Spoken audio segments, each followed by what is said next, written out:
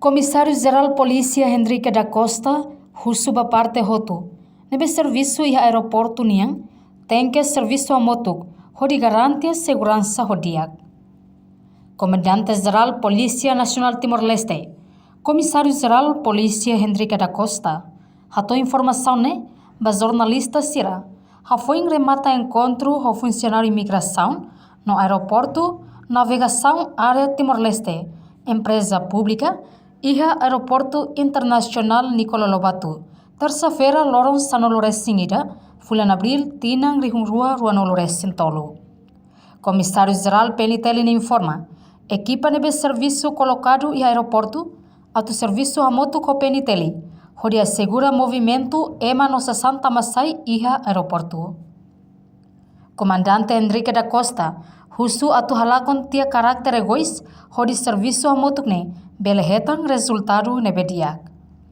Husu paratu ne parte hotu ne venga ka colocar e aeroporto ne atu serviço a moto paratu ne onde garante movimento ema nossa Santa Masai aeroporto ne ele seguro e estamos husu paratu ne halakon ben haloka karakter egoísmo nene para tu bela serviço ema selo serviço ou ema outro para tu bela serviço resultado no bem mas ya estamos atene kata agora da agora tempo campanha numa balização dalam movimento barak tamasai se usa aeroporto então itu khusus para tu kita ni ema hirak na bema ka coloca parte do aeroporto niya bele halo serviço ho sério.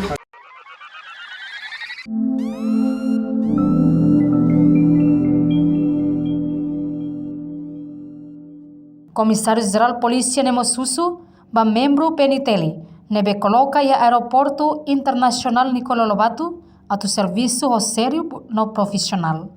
Reportagem Celeste Jesus, Celestina Falo, Televisão Timor-Poste. Janela informação ba ema hotu. Atu reta informação atual diakliu kita haluha.